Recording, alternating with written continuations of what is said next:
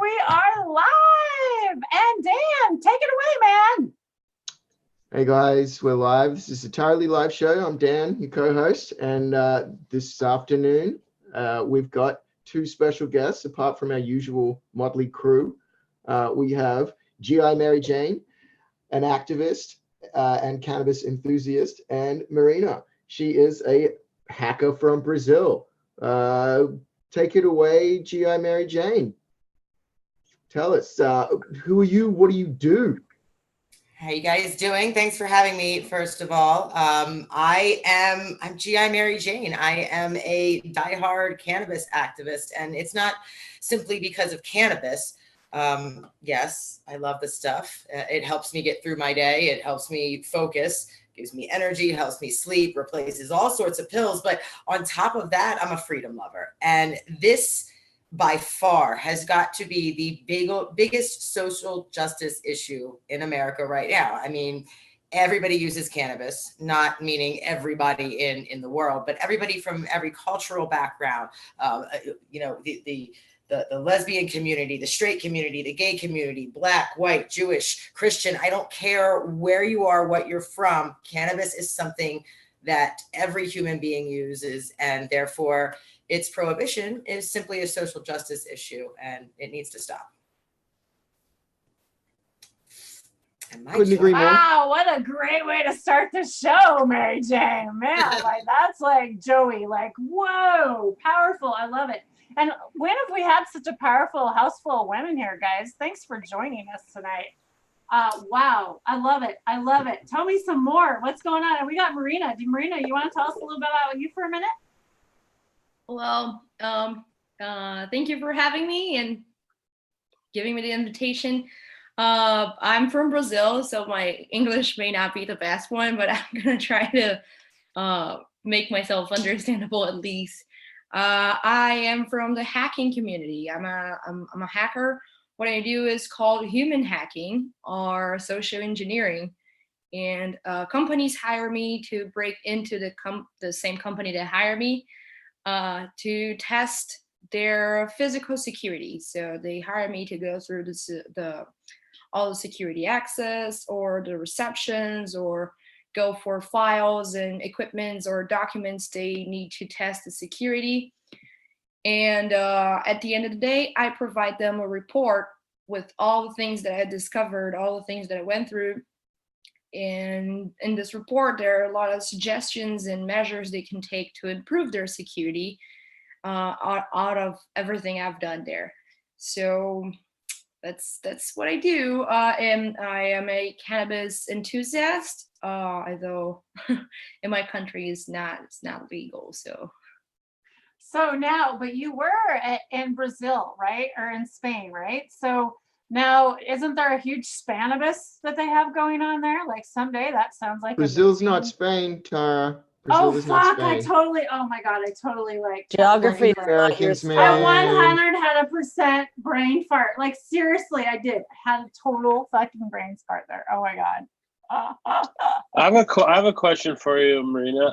Sure. So is your background in programming, in actual No, my background is not technical at all. I am graduated in journalism. My background is around people and information. Dude, so literally she will infiltrate your business without you knowing. You'll think she's legit. She'll come in, fuck your shit up, look for holes, and you won't even know. You'll be like, oh, look, that's the nice Brazilian chick, Marina. She's just here checking it. No, she's not. She's looking for holes and she's going to find them. And when she does, she writes the report. And then you'll be like, see you, Marina. Oh, wasn't she nice? No, she just raw dogged you and has the proof for it. So she does. It's called social. That's for good. I'm not a scary spy. I'm a good spy. They hire me to do this to themselves to actually help them to get their security better. You're like the white widow. But you said you're not technical, so I don't understand how you can. You go into their computer system, you hack that, or you? No, I do physical tests, security tests. So what I do is I go as myself personally to the company and using my people's skill, my using psychological techniques or manipulation techniques, I make people give me access to things I shouldn't. So, for example, the client hires me to go to the, I don't know, sit in the director's chair. And I have to go all the way through the street to the president chair, being a stranger, just testing their security. Like, if I tell this lie at the reception, will they let me in? Okay.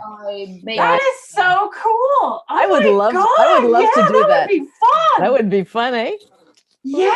How do you get involved in this? Tell me more. Well, I graduated at journalism, as I said before, and I was hired to this security information company that does a lot of hacking events to produce their content at their website. And the person that does the hacking events back in Brazil was leaving the company. So I helped them run the biggest hacking event in Latin America. And there I learned I was really good dealing with people. So they hired me as their community manager and volunteer program leader as well. I have trained more than 1,500 people directly in the volunteer program. Wow. And learning that I was very good with people, I got to know social engineering, which is human hacking, which is this set of skills that you can develop to make people click on stuff they shouldn't and like break into places. So it's that's why they call human hacking, because I'm after the human element of it, not the systems directly. The people who deal with the systems. So like, yeah, you guys, I don't know if you've seen it in movies, right? Where there's one of the famous hacks, like the dude calls up and he pretends that he's, the customer anyway. I think you guys get the general idea. I mean, it's unique and it requires it's a great skill. And these are the things that people don't think about. And this is the very, very simple quintessential, the first basic rule of like, you don't have a dumb password for starters, and yeah, don't just accept. Look, my question for Marina is how screwed are we? How screwed are we in our privacy? We are actually very, very screwed. People don't realize how much insecure practices they have until I go there and legit ask for the password and they give it to me. So there is no good in having like this really amazing software with very secure protocols, or you spend a lot of money on security cameras. If I knock in the security camera room door saying I'm from IT and people let me in, or if I am trying to get inside the lab, which has a password pad on it, and someone walking by just gives me the password to it, and therefore I can access the lab. So there is no good at all on having all this security equipments if we don't have the security mindset, if we don't prepare people to actually be secure. So, and I think this might lead us to asking Joey some questions as well, because I think this next one's kind of based on freedom. We've given all of this away, right? We've given all of our security away. Sorry, Joey. I'm saying I see a lot of parallels. I mean, not just with our securities, but with our rights.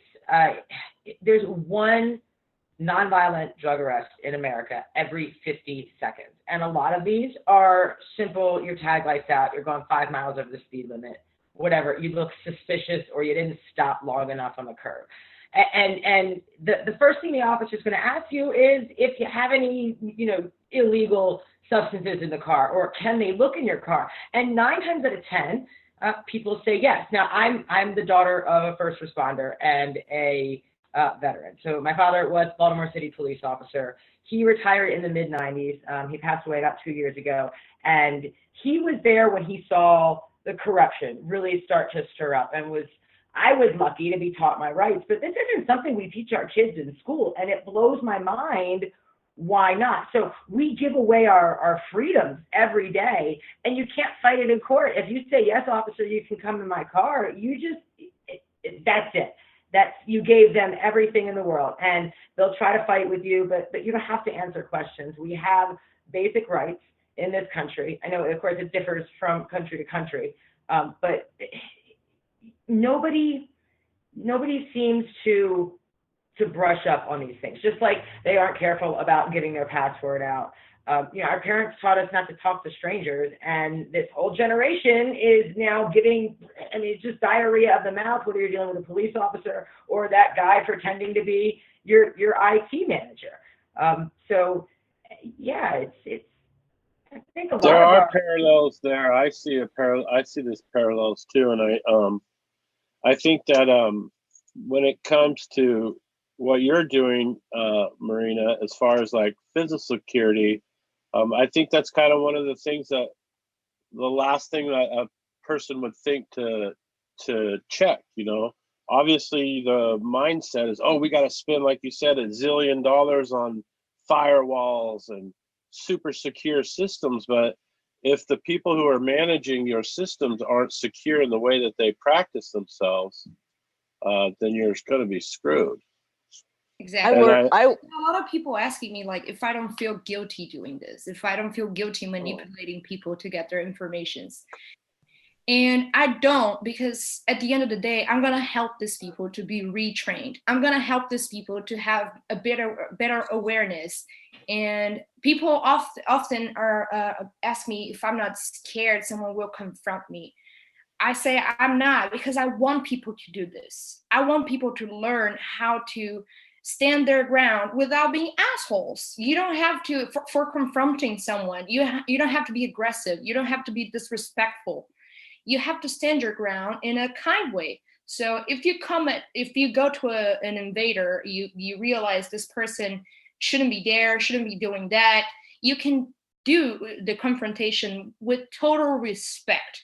A lot of managers actually came to me once in a while and, hey, why are you here for? Like, who's your contact? Can I contact your contact to, make sure you're here for the right reasons? If you need any help, I can assist you.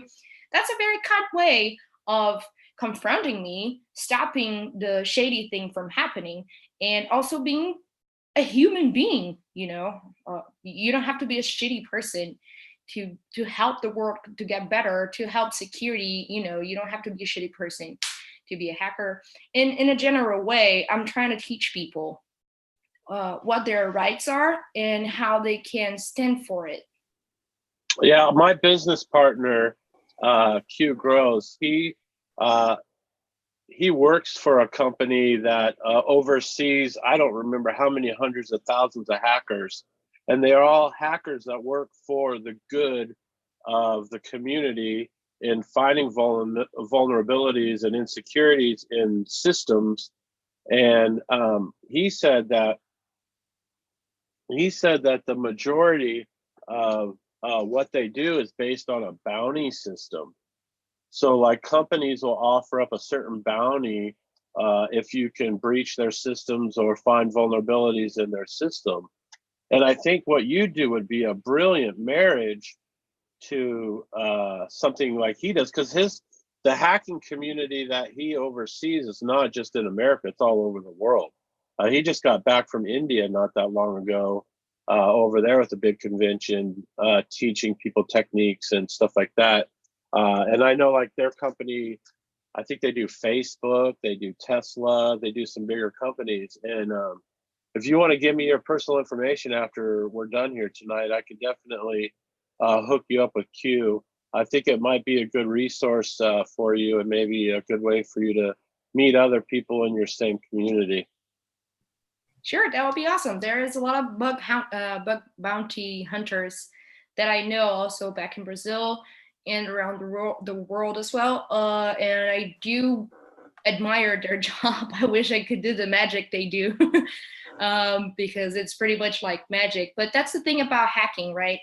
When you have like this wonderful skill that people don't quite understand, it kind of sounds like magic or dark magic, like, oh, it's a thing from evil. because you don't understand it. You don't understand the logic behind it. You don't understand its importancy. So it quickly becomes a taboo. So people are very, very scared of taboo things they don't understand. So the word hacker is frightening. The word hacker doesn't bring me, this naive looking girl, to their minds. It brings like a criminal trying to steal all their stuff, like trying to do bad things around all their systems. And it's not like that. Hacking is actually a mentality, is a way of life. If you have rules around you that you need to understand, that you need to break it, that you need to improve it, you have hacking right there. No matter what the subject is, hacking is a mentality.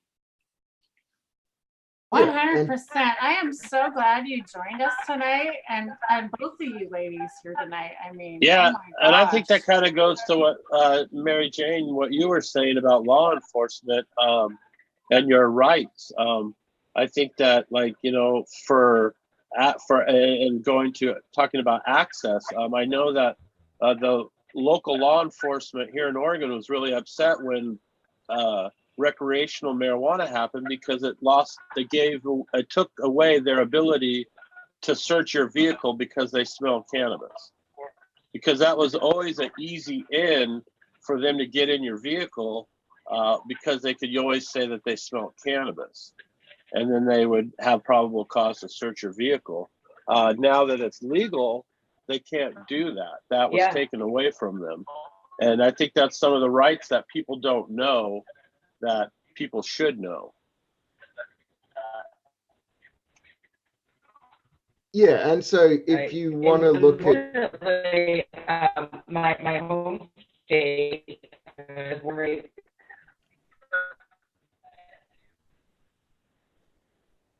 I'm sorry. Go ahead. You're breaking up. We're on a delay here. Oh, here we go. Sorry. Just a minute. In Maryland. Wait a minute. I've muted her. Yeah. I've muted her. No, yeah, okay. So sorry, Mary Jane, you're might have to reload or something. I'm not sure. You went all robot on us and we can't hear you. I'm sorry. No. How's that working? Hang on. Can kill the video feed. Just give us audio. Okay, come and rejoin us. See if we can reconnect. Sorry about that. Gosh, I don't want to miss out on everything, and I want this to go smooth, guys. I hope everybody's enjoying the show tonight. This is a nice pause. Everybody want to take a nice little break and have a little smoke or talk about anything new in their life? JR, what you puffing on? Or Dan, did you want something else? I just wanted to sum up. Like, if you have a look at what social engineering teaches you. Well, I didn't want to sum up till she got back. Like, I was just kind of waiting because I know, but we're not. Okay. All right. Well. Okay. We're just gonna chit chat. Yeah. Really quickly. Dan, sum it up when she comes back. What? Fuck, Dan, listen. What? Turn it off once in a while. Boy, a lot of women in here tonight. I love all this estrogen. You're like my kids. Like, enough already. I know how love you, Dan. Okay, let's see if Joe's back. Is she I'm back? sorry. Let's see. Is she back? Okay, I think she's back. Okay, Dan was going to sum it up for us. Go ahead, Dan. Can you remember? You probably can't remember now. So Yeah. That's probably why. Yeah. Well, it's really simple. You get pulled over by the cops. If you understand what social engineering is, which is what Marina does, it's just how to behave intelligently when faced with those sorts of situations where you understand whether, like, cops use social engineering on you when they pull you over. For starters, they're masters at it. They'll ask you a series of questions.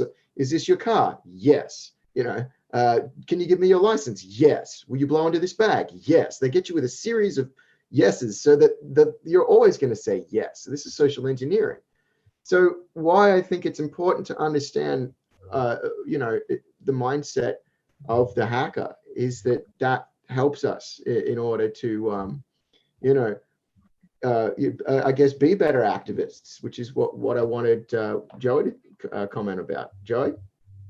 Yeah, I agree. And back to, like I said, I was raised by a Baltimore City police officer, not just any police officer, a police officer from Baltimore City, one of the roughest metropolitan areas in Maryland. And I mean, he inadvertently trained me. It was tough love. But you have to do that. It's the same thing that the hacker that's getting hired is doing. It's tough love. You need to learn these things, because if you don't, you're going to keep giving it away. I was taught early that, yeah, you crack your window, you slide the paperwork out, you don't answer questions, and you say all that respectfully, not in a confrontational way. You know, I see all these videos online of activists. I don't know why I finger quoted. Everybody's an activist in their own way. They just do it differently. I believe in compassionate communication, but you know, they'll get smart with the cops on the side of the road, and it's, you know, I feel for the officers. They shouldn't have to deal with this either. And a lot of times, if you're respectful with them, that they let you go. I've been there. I completely understand it. Most people, when I say I'm a hacker, or when people talk about cannabis or anything of the sort that sounds like a taboo, that sounds like a criminal activity or whatever, people tend to think you have fibs with against law enforcement. You know, like police officers, you're like under the radar. You don't like to show your face. It's not quite that. Law enforcement should be exactly what the name abides, a law enforcement. It should be evolving through time. It should be evolving through all of our collaborations. So that police officer, he is part of a system, and you should be focusing on the system, how to improve the system, how to break the system, tear it all apart, study it, learn from it, improve it. It's people often forget police officers or like criminals or whatever you're trying to communicate as a taboo, as a bad thing. You must understand, we all work through systems. We all work abiding the systems, reproducing the systems. So it's vital that we do understand what system are we talking about, and how can we learn from it? How can we break it? How can we make it better, not for just ourselves, but for people that actually work with it?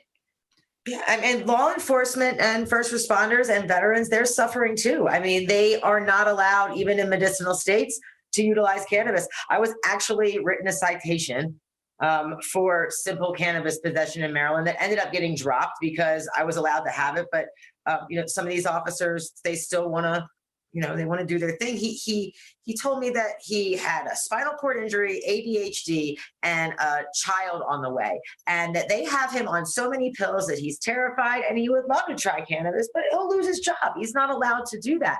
And these officers should not be barred from utilizing medicinal cannabis or you know, anything else that's considered alternative medicine. When I don't like that word either. It's not alternative. It's the original.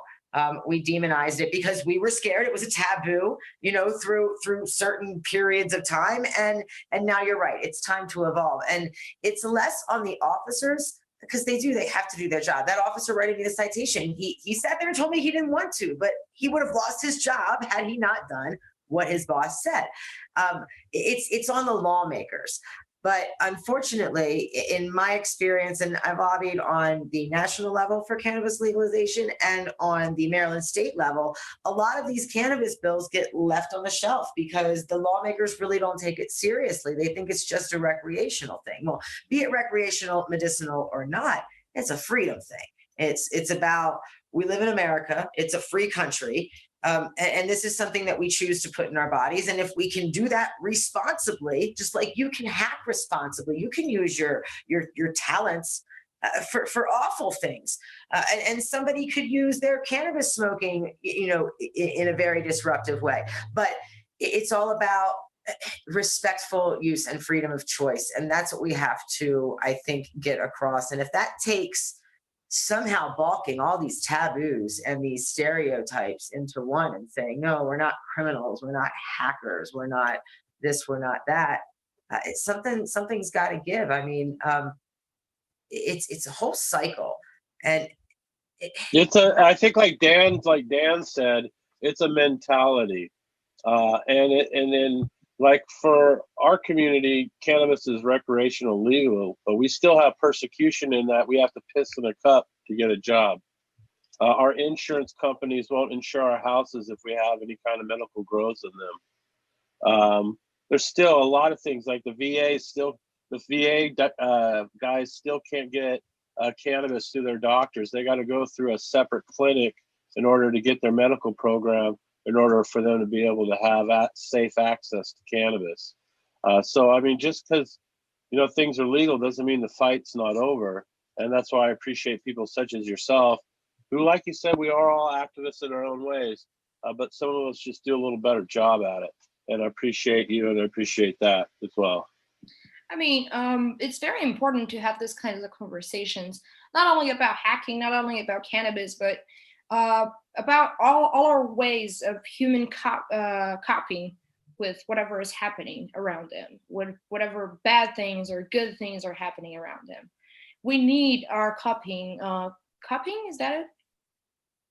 Our coping mechanisms, you mean? Yeah, it's coping. Yeah, you're right. Thank you. Absolutely. And to make us feel apart, to make us feel bad for trying to take a grasp on our reality and our problems and our traumas and things we need to go through, it's extremely inhumane. And it's kind of what the system does. The system needs to dehumanize everyone that's in it to actually work. There is this problem going on in Brazil right now that is very scary. The suicidal rates of police officers is now bigger than the battle casualties. So there are more police officers dying from suicide than on field. And I mean, Brazil is like one of the most dangerous places in the world. And for police officers to be killing themselves more than in their business, like in the field, that is a very scary number. And it's because they are obliged to this awful system and they cannot find ways to cope with it. And that's pretty much what society is nowadays. We have to talk about coping mechanisms. That's bleeding out into society. There are 123 suicides a day. My activist group, Civilian Platoon 420, participates in American Foundation for Suicide Walks. I like to piggyback on fundraising events as the platoon, which of course our shirts have big pot leaves, and make sure that we stay at the top of the fundraising goals. So whenever the walk or the run or whatever the event is comes up, we're at the top of their fundraiser list as Civilian Platoon 420, and we're all there in our pot leaves acting like normal human beings. And you should see how shocked it makes the community. And by the end of the day, the people who are scoffing at us are asking us questions, which is good. But the suicide problem is big. And I read a statistic where 80% or something large like that of people with substance abuse problems, and substance abuse often leads to suicide. 80% of those people come from a broken home where they were denied access to their mother or father for one reason or another. How many of those kids were separated because their mom was in jail for a joint, or the custody court said that mom was a bad parent or dad was a bad parent because they smoked weed, so they put them on supervised visitation? So you have to consider that a percentage of those people who were denied access to their parents, it was because of prohibition and not because they had a bad parent, simply because of a stigma that a judge bought into. And then one thing leads to another. And what's funny is these people grow up to become substance, abuse victims. And then they're back in the system again, paying the money, going to jail, doing this, that, or the other. And it all stems. It really doesn't. Maybe this happened on a that was the right strain moment, but I can see the steps, and it breaks my heart. I've been personally affected. I lost somebody very dear to me March 31st, 2018. He was caught with 2 grams of weed. He was put in jail for 2 weeks. They held him for an extra long time for unpaid parking ticket. And in the meantime, he had schizoaffective disorder and was epileptic. He wasn't allowed his medications while he was in prison. He tried to commit suicide in prison. They gave him no medical attention. They released him, but by the time they released him, he was over the 30-day regulatory mark for his other prescriptions. And there was a 3-month wait to see a doctor. And like a lot of these pharmaceuticals, suicidal thoughts and actions is a side effect of the withdrawal and the pill. And he didn't make it. And this is not a isolated case. This is happening everywhere. The police officers, a lot of them are overdosing on fentanyl. There's a huge problem right now with veterans. The parking lot suicides. If you Google veteran parking lot suicides, there's been this increase of veterans taking their own lives in their car of the VA parking lot after they leave, after God knows how many times they've been in there trying to get help. It's a real problem. And it all comes down to not having access to medicine, not just cannabis. It's medicine. We should be able to responsibly and safely access what we know works for us, because nothing works the same for any individual. I am not a pill shamer. They work for some people. They just don't work for me. So that's why we really need to focus on, safe access to. And I think you brought up a valid point too about first responders and our veterans is sometimes they have baggage that they need to get therapy and they need to have medication to help manage, because sometimes they can't unsee what they saw, they can't unhear what they heard, and so they get these triggers that break them into these cycles of sometimes psychosis, and so these people need to have safe access to cannabis. They need to have safe access to whatever medications they're therapists say that they need. Like for here in Portland, Oregon, I think 80% of our homeless are veterans and people with untreated mental health illnesses. So a lot of them will medicate themselves with drugs and alcohol to deal with the symptoms of their mental illness. And so it creates a double edged sword, in that they're not only dealing with mental illness, but now they have these addiction cycles that they have to deal with as well. And that's what a lot of times will induce the suicide. And then they just feel like, fuck it, I can't do it no more, Well, I just have one thing to say about the homeless situation. It's really, honestly, to God, I'm so tired of it being called the homeless situation. I really don't feel it's a homeless situation. I think it's a mental health crisis. And it's a wake up. Our fucking country needs to wake up. I'm sorry. Something's just going major wrong. And I'm so sorry. I hate to be like so dramatized about this tonight, but I'm super passionate about it because it hurts me every time I see a homeless person on the street corner begging. And I hate to put judgment on that person, but like they're just suffering. I mean, like, God, where is our empathy in our world today? I don't know. I'm sorry. It's not. You use a lot of words that really remind me of the situation back in Brazil. The situation back in Brazil is we are so used to homeless people. It is so normal, and it's an ancient problem. And you have absolutely I heard about the homeless situation in America, and most of the videos and people I talk to and experiences is people that didn't got a chance, people that were fucked by the system, people that lost their opportunities in some way, but they're 100% there. Back in Brazil, if you talk about homeless, you're talking about someone that is completely gone. You can barely retrieve them. They can barely speak anymore. They are aggressive towards themselves and to others. It's very sad to see that happening. And people often just pretend homeless people just don't exist at all. And they're just like ghosts in the society. And they're like so common. Like they're everywhere. We have actually a whole neighborhood in São Paulo, a whole neighborhood of homeless people.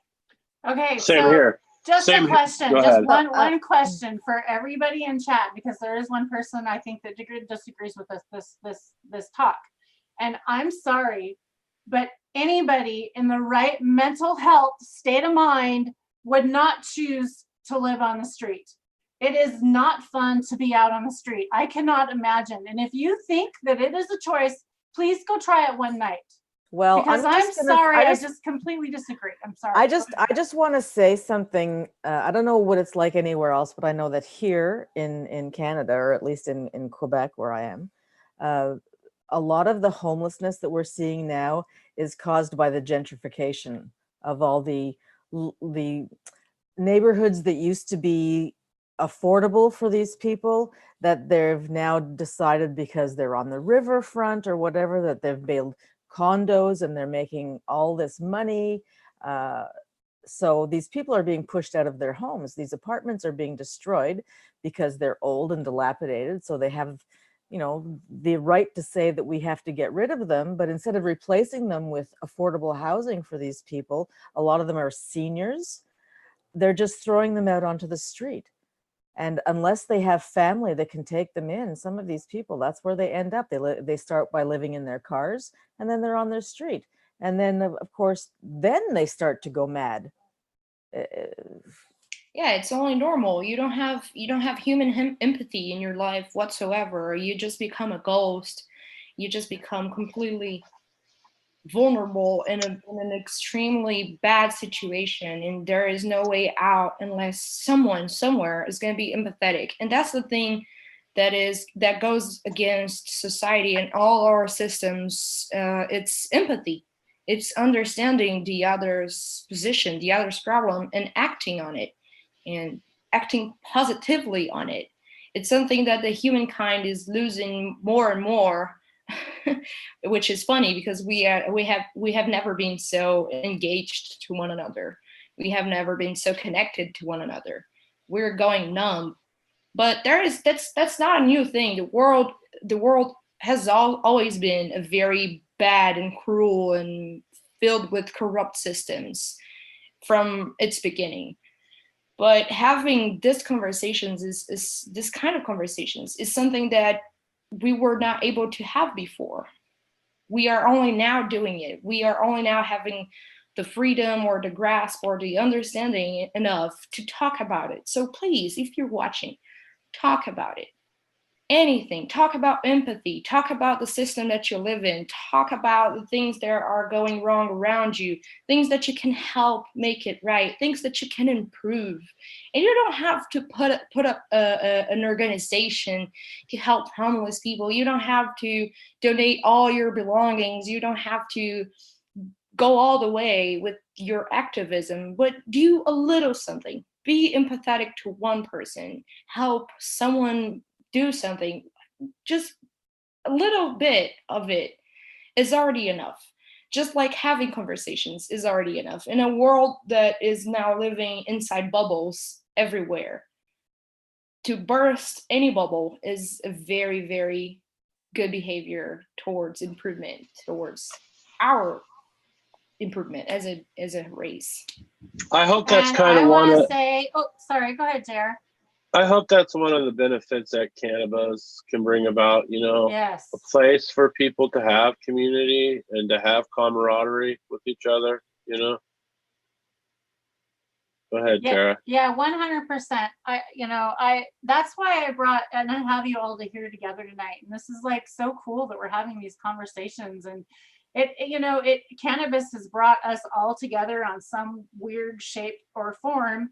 And I kind of call it, it's like as I am a grower, and I feel like it's this mycelium web that's interweaving all of us, and we're all connected in different ways. And it just depends on what vibe you're going to be on today and where you're going to get with these people. And I feel like our karma and we're mixing so well together. Like we've all just met these girls tonight.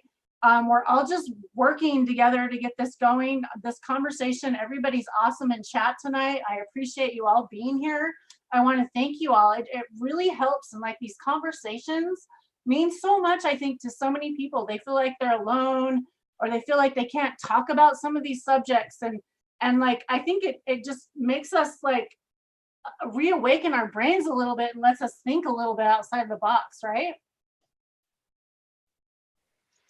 Yeah, I think I learned a lot more compassion and activism through cannabis and my learning about cannabis. I think it kind of helped steer me in a direction. I think we mentioned this the other night in our conversation that, we are servants to the cannabis plant. The cannabis plant is molding us and using us to better it and to further it and to expand it and to make it greater and greater as it's genetically being bred to infinite heights of delivery. I think that our master that we serve is going to bring us together in a community from all walks of life, like you said. JR, listen. No, I am not a fucking slave to that fucking plant. All right, let's just everybody talk over everybody else. Humans are a slave. It's the truth. It's we came from that. We from hunter gatherer to the farmers to the. We've always worked with nature, and we've gotten away with that in this industrial society. And if you notice, that's kind of when everything started going awry. So being a master to nature again, which includes cannabis and psilocybin, and it doesn't exclude any plant. No plant is bad. Behavior is bad, not a substance. Once we start treating the earth the way it wants us to treat it and utilizing it to its fullest capacity, we need to find that balance again with compassion, with nature. I fully agree. I think it goes a little bit different for me. I'm not a cannabis activist, not because I disagree of the fight, but for me is I was never a people's person. I always hated people a lot. And what brought me into the empathetic way of thinking and mindset that I have today was hacking. And it might be surprising, but hacking taught me that we can all do this together. All the systems that we now live in, we are the ones that built it. We are the ones that are making it happen again and again. And we hold the key to transform all the systems. So we can do it together. We can do it by ourselves. It doesn't matter as long as you do something and you do something groundbreaking. You do something new every day. And by understanding that, it makes me realize we're all just people. It doesn't matter if you're talking about machines. Doesn't matter if you're talking about software. It doesn't matter if you're talking about cannabis, plants, nature. We're kind of one thing, and we just avoid talking about the systems that drive us, the things that are inside our heads that drive us nuts, the anxieties, mental health issues. It all comes from being human and being connected as humans. And we cannot forget, we are nature. We human beings are nature. And we are not treating ourselves very kindly as a race, as a community, as a system or whatever. We are not treating each other kindly. So I think we're trashing our own birthday cake. This beautiful place that was given to us. We're just shitting on it on an epic scale. Well, on a lighter note, should we have a dab? No, I'm just oh my gosh, smoke up. So what's everybody doing? Guys, this conversation has been so intense tonight. I feel like we gotta relax a little bit and bring it down. What do you think? Dan, tell a joke. You're good with jokes. Break the ice. Shit. Well, Green Mind just showed up. Hey, Green Mind just showed up in the chat. Hi. Oh, really? Oh, he did. Yeah, look at that. How you doing out there? Hi, Green Mind. How is everybody? Should we do a little shout out in chat? Talk to everybody. Aussie farmers out there today. Let me talk to Green Mind. What up, Dave? Yeah, go for it. Because Green Mind, I haven't seen you in a really long time. You're getting the mother lecture busted online. and you're busy. I know you work, you're this, you're that, but I'm your mother. Come and see me sometime. I'm not even Jewish, but I talk like this. I find that highly culturally inappropriate, being of Italian descent. Okay, it was a I'm of very Italian. bad Marlon Brando rendition, and you should No, be no, no. ashamed I was of being that a Jewish performance. mama. I was being a Oh. Jewish mama. Don't you know the difference? I definitely heard kosher in that completely. And I'm a Catholic white girl. What can I say?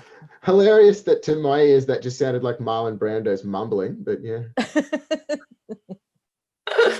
Anyway, so hi Green Mind, and hi everyone else in chat there. Go ahead, Darley. So I just tried to add Green Mind as a moderator, and I just timed his ass out. So sorry, Green Mind. And I just deleted all your comments. So I can't undo it. So sorry, Green Mind. You'll be a mod when you come back. So And Marina, I minded up Dave tonight. Sorry, Dave. It took me so long. I keep missing your name in there. Dave was our old Turk guy that was on earlier, right? are we like a cultural are we like a technical embarrassment when you watch us operate, Marina? Are you just shaking your head quietly? No, not at all.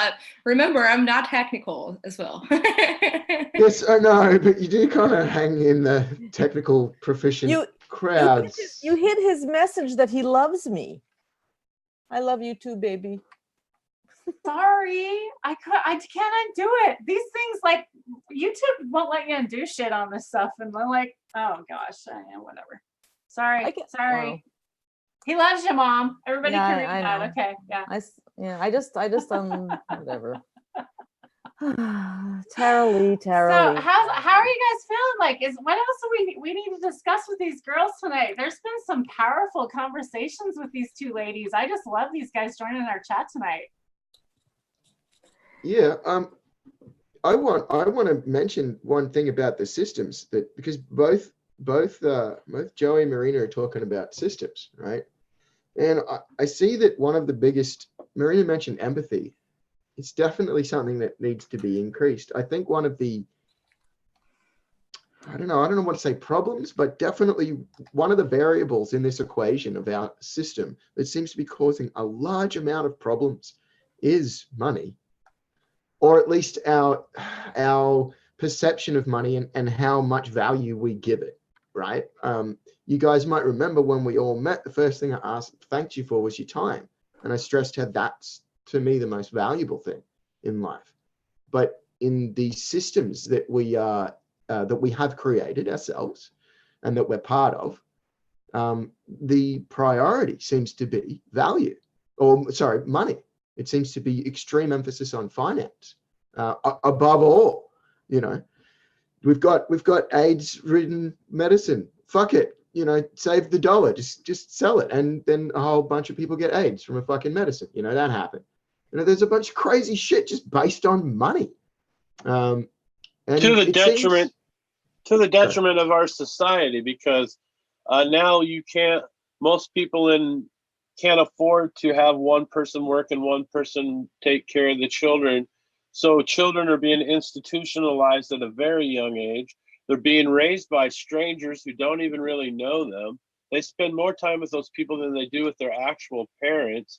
Their parents are so strapped after paying for health or for childcare, health care, and all that stuff that they can't hardly even make it. They're fighting, they're stressed out. I mean, it's just, I think it's that system is not serving its own people in any way.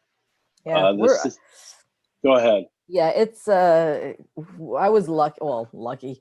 My son had to start going to daycare from quite a young age, just because, like you say, financially we needed the two of us to work.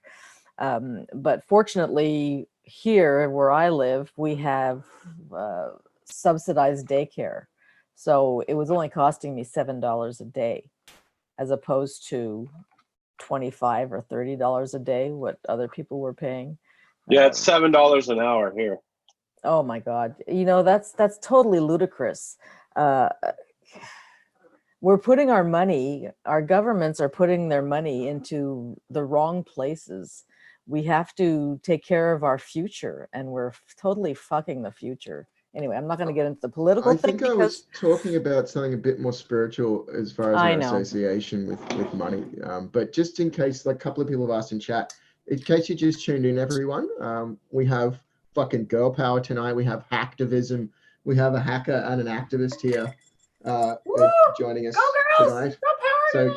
Ooh, and let's let Buff Woman down here show her arms off, man. This girl, and I loved how she was telling us earlier about how she's using cannabis to actually help with her PTSD, and then working out every day in the gym, and how that's really helping her. Do you want to talk a little bit more about that? I would like to hear a little bit more about that. What do you guys think? Yeah, I mean, it's like I always tell people it's Uh-oh. We lost your We audio. have a mic. We got mute yourself just a minute and mute back.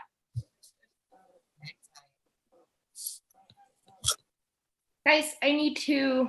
Oh, you got to head off, Marina? Yeah.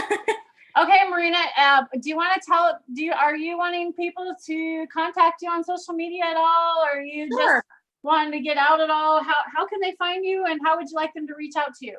I am pretty much in every social media.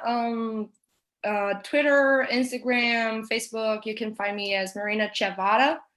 Ciabatta, just like the Italian bread, but with a V instead of a B. And at my Instagram, I post a lot of stuff about social engineering and the assignments I do and the hacking community that I'm into. So if you want to know a little bit more about that, maybe Instagram is the better one, but you can find me pretty much in all social media that you like to use, and that's pretty much it. Awesome. Well, thank you so much for joining us tonight. We appreciate your time, and you're welcome to come back anytime and check in with us. Thank you very much. I've enjoyed very much our talk here. Bye. Thanks very much. Bye. Bye, Marina. Thanks for stopping in. I've posted Marina her contact in. There we go. Chat. What a lovely girl. What a lovely Yeah, she was awesome. That was so cool. Yeah. We don't hear so you. well- I'm not hearing you. So well spoken, isn't she? Still, nope. Oh no. There's still something with your audio, Mary. Jane. Hear me okay right now? Nope. Is it working better?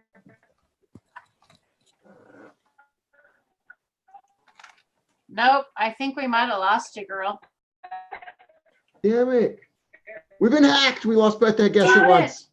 Damn it. They hacked Exactly. us. We weren't hacked. The aliens got her. It was the alien weed.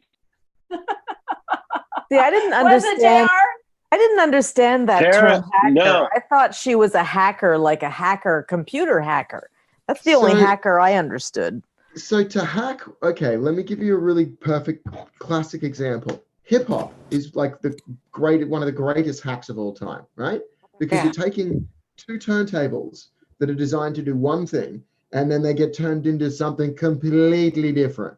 So Grandmaster Flash and Africa Bambaataa and all those boys who invented hip hop, from that, those dudes were hacking. What Marina does is Marina, like a poker player, hacks your fucking bullshit idiot at the front, the Yeah. fuckwit on the phone. Yeah. Yeah, I understand what she does. I guess it's a generational thing. You know, I'm much older than the rest of you gangs, so everything is. No, I think everyone finds the trouble with that definition. I don't think it's. I don't. Yeah, because they use that. it pretty loose. They use it pretty loosely, like life hacks. Like you'll see, like, Life okay, hack. use vinegar to get out this stain. That's a life hack. You know what I mean? Or You see, and I don't. That to me is just a tip that my grandmother would have given me. She That's gave why you- I'm saying. No, that's what I'm saying. The term hack, it's a generational thing. People my age might not necessarily know what a hacker is. Yeah, hack, and honestly, when Dan said let's have a hacker on, and I was like, what does hacker to have to do with cannabis? I'm like, what? Like, I was really confused. Like, seriously, Yes. that's exactly what I thought. And so, like, that's why I was like, you know what? I need to be open to these conversations, and Yeah. that's one thing And- that cannabis has allowed me to do. Yes, be and we open. we have to remember our audience and the different, you know, age diversity that we might have within our audience. Exactly. Good point. You know, if someone is on that's, you know, just 19 or 20 years old versus myself who's 60, or maybe even, you know, someone older, I'm sure there's many older people out there smoking weed. Well, that's the fun thing about the cannabis community. Can you guys hear me now, by the Oh, way? Yes, yes, perfect. wonderful. Welcome back. Yay! No, it's such, it spans all generations. In Maryland, I live in Colorado now, but I've been living here since March. In Maryland, the majority of the medicinal community is your 65 and older crowd, and it's a beautiful thing. It really is something that crosses all generation lines, and I think it's going to help, you know, get us back to that unity, you know, and you know, who cares about the labels and the value of money, and it's there's so much we could all sit here and talk about all night, I'm sure. I know. But you guys do understand why I felt that it was important that we bridge those gaps between our countercultures, right? Like, not bridge the gaps, just announce that we're all fucking on the same page. Right. You know, I mean, man, the cool thing about a hacker is the same cool thing about someone who's using cannabis. And very few of us, we all know what the black market was like. Well, really, okay. So right? if we want to go back to the word hack, right? To me, I feel like if we want to use today's word vocabulary as the word hack, a hack is I'm using cannabis in several different ways that I don't have to use medication now. I'm hacking. So cannabis is a hack for me. Like, if we want to talk about that way, right?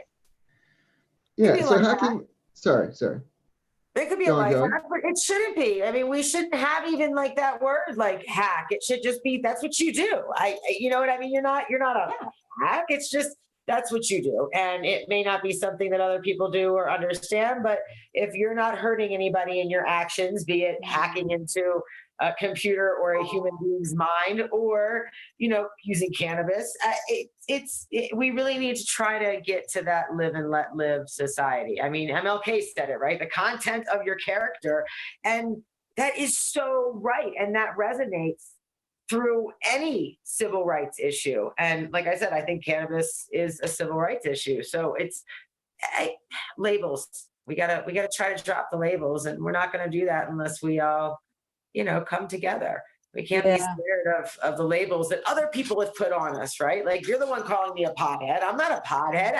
Exactly. And you know, when you can't, pothead. Okay, shut up, Dan. So I am a pothead, yeah. Sorry. But you know, it's hard for someone like me. I get resistance at every door, it seems. I think it's because of my age and the people around me. I'm fighting it within my own home. It's all draining for a stupid plant that should be available to everybody without criticism, without reason, you should be able to grow it and smoke it and eat it and whatever you want to do with it.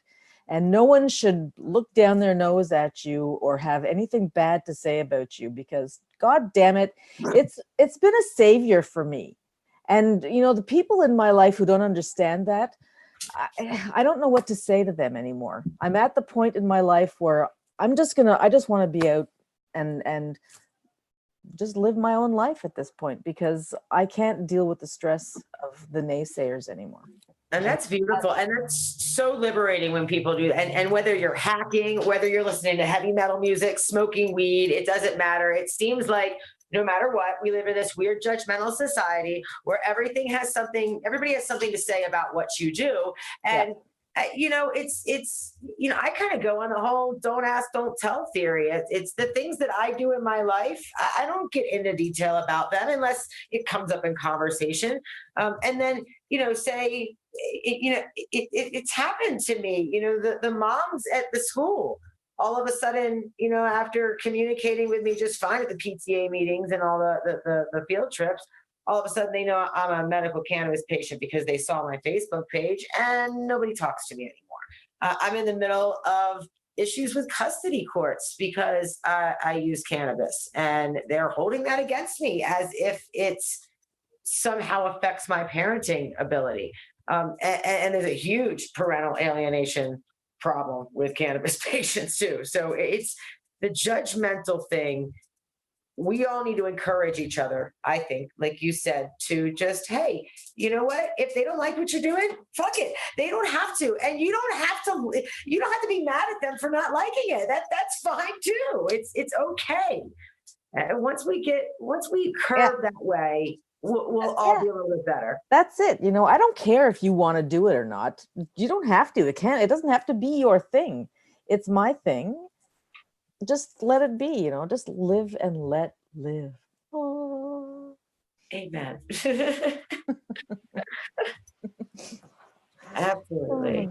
Exactly. Right. Amen, sisters. Amen to my sisters and my new sister in the house. And welcome everybody hanging in chat tonight. We've had a great conversation going on tonight. Anybody got any questions for anybody out there or anything else you want to talk about? Someone said they want to see my grow. I might be harvesting tomorrow morning. Freeze is coming in. Freeze is really coming in hard tonight in central Washington, I'll say. How about your area, JR? Yeah, everybody's coming in. We got a little bit of rain, and it's cold as shit tonight. I think, I don't know, we're down in the 40s. I know just on the other side of the mountain, it's down in the teens already at night. So, and for those who don't know, JR's down in Oregon area. JR, go ahead, JR. I'm in the Willamette. Snow tomorrow in Colorado. You're getting snow tomorrow in Colorado? Yeah, but then on Friday, it's supposed to be 70 to 80 degrees, depending on your elevation. So, should be interesting. There's not a lot of, I don't know, there is a lot of outdoor grows out here. So hopefully everybody's taking precautions. So you're a grower as well. Do you talk about that at all or share that at all? Or do you have friends that are growers? I don't grow. I just don't have the means to right now. I travel a whole lot. I wouldn't be able to take care of any grow that I have. But traveling. Yeah. Yeah. I work with a lot of growers and run into a lot of growers. And, one day when life allows me to settle down and have a little plot of land, or preferably a big enough basement that I can put some pots in, I'll do that. And I don't know, I guess you grow outdoor. I'm a fan of an all organic grow. And that's why the ability to grow at home and completely lifting prohibition is so important to me, because I would rather, I can grow my own tomatoes at home. And if I sell them, I pay a capital gains tax. If I'm not paying that tax, the government sends me a letter in the mail for a court hearing. They don't barge down my door with semi-automatics and dogs and like they're doing to people who are growing cannabis. And we really need to try to switch the focus that way. But yeah, an all organic grow in soil with no chemicals whatsoever is something that I want. And I can't expect or believe a grower, because there's no regulation on that market, depending on your state, for them to tell me what they're using. So, I explore a lot of grows. I'm a learner, but I've never had one of my own. That's why I'm teamed up with a group called the Regenerative Conference. They have a regenerative cultivation cannabis conference they put on every year. I teamed up with them last year, and that's actually what pushed off my YouTube channel. If you go back, there's the first video with Kevin Jodry there has over 150,000 views now. And this regenerative movement, I feel, is so strong and so powerful. It's just a part of me because of I feel like the healthiness of the plant and what it's teaching, not only me how to garden, but how to take care of myself and what these people are about. And the regenerative movement isn't just about growing pot or weed. It's also about, the regenerative moment about taking other seeds and growing and producing other things throughout your world and your environment, and not just have this polyculture, right? Go ahead, Dan. Did you have something to say? Yeah, I love that. I mean, therapists will tell you to grow a bonsai tree or gardening or like even your sand gardening. It's so and you get a connection with that plant. I've spent times working on farms for prolonged periods of time, and it's like, yeah, you get attached to these things. And cannabis as a plant, I don't know if you've grown like lavender or, you know, whatever kind of little house plant, but cannabis has such a personality. It really does. Like, you can tell when it's happy or sad, and you know what to do. And there's almost this like unspoken communication between you and the plant. And yes, that can be so beneficial to somebody with PTSD or somebody with, you know, even schizophrenia. I could see this being beneficial for folks battling a slew of mental health conditions. And so if you're allowed to grow that plant and then reap the benefits of that seed that you planted, and like you said, then make that connection in your head that everything we do is planting a seed, and you can find your inner wellness. It's all about mind, body, and soul. And in order for us to be able to achieve mind, body, and soul, we can't be restricted as human beings from anything. We need to have safe access to whatever it is that nature has provided us, period. We'll get there. I know it. I see now a hack, right? This is I know we've got this system that we deal with, right? But it's not changing tomorrow to how we want it. Agreed? No. So we're in it. We're in that system, right? Much like, just look at it like the Matrix. It's a system. We're there. Well, I don't know. Weed looks like a bit of a hack, or at least part of one, right? There's something to weed. It either opens your mind up, so at least mentally you can be a bit free, or depending on how far you want to take it, it can financially free you, you know, and you can have complete autonomy if you want, depending on if you want to stay in the shadows or not. So, I mean, I don't know. I just wanted to say that because it's another little link of the mycelium that I see between cannabis and just that hacker mindset of just looking at the system and having a look at it, trying to look at it without any bias.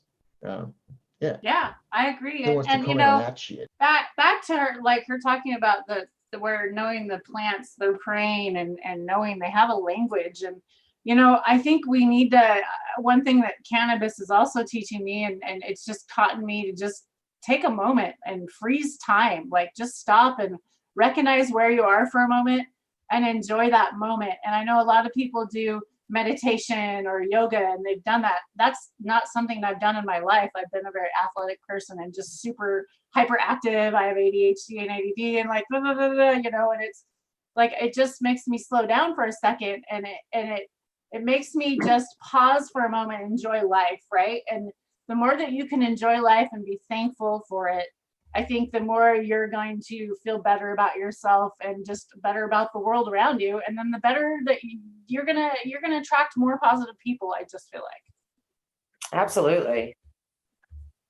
I mean, you emit a frequency that's been, you know, in a bunch of scientific studies lately that plants, humans, we all emit some sort of energy. And yeah, law of attraction, if you're on a certain frequency, you're going to continue to attract that frequency. And I think that's been evident as prohibitions being slowly lifted and people who have been forced to hide as if we're some kind of criminal or something are able to speak a little bit and let their walls down and find the other people that are finally starting to emit that feel good, compassionate, you know, frequency. And, you know, maybe that sounds like some hippie thing, but like I said, no, it's not. I mean, It's science, not. we're publishing it now. We're proving it. Absolutely. I mean, what the energy that you exude is going to come back at you. So if you're pushing out negativity, you're going to get negativity back. That's always been my belief.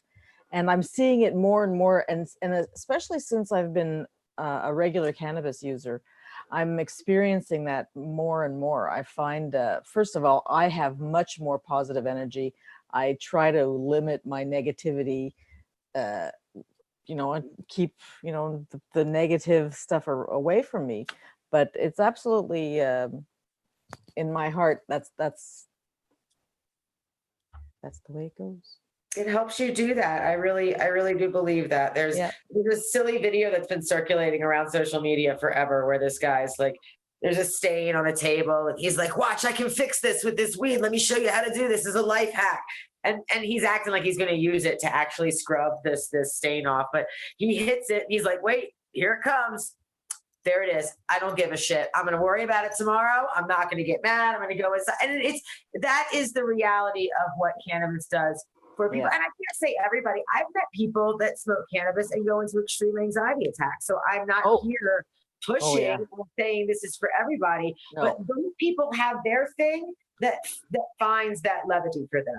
And everybody needs to be able to shamelessly have access to the things that help them center. I mean, how much of a better mood would these cops be in that everybody's, like I said, I hate the demonization of cops too.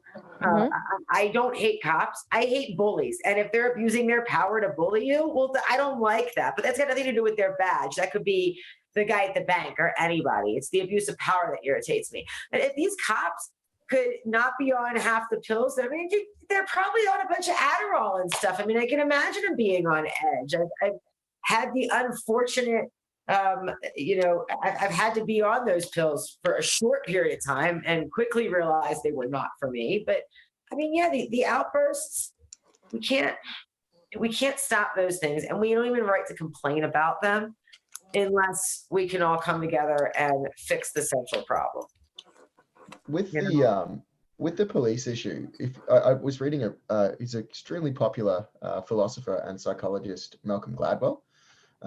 He's got this brilliant book. One of these brilliant books is called Blink, and he goes into the brain and what actually happens during these heightened emotional states that police officers go through. Additionally, then you've got, let's say there's three dudes, three cops in a car, and there's a problem. You know what I mean? It's like, it's a lot to ask of anyone to make a reasonable snap judgment and then put a gun on their hip and then give them a fucking badge that says they can do whatever they want. Like I don't know if humans are wise enough to make those decisions at all.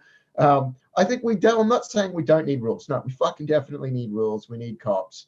It's just, I think there's a lot to that equation that, leaves admiring. It seems like a recipe for disaster. I don't know.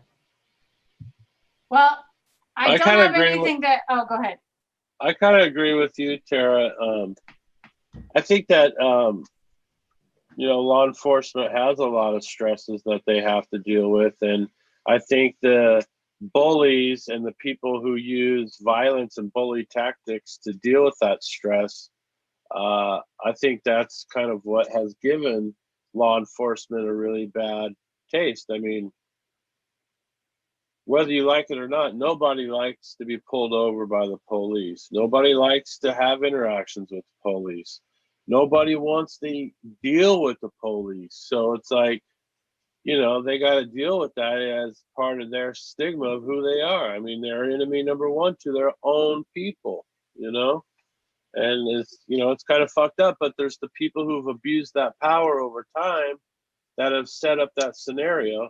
And so now law enforcement has a big battle on their hands trying to show people that they're not crooked, they're not abusive, they're not bullies, and they're not part of a system that is designed to control us.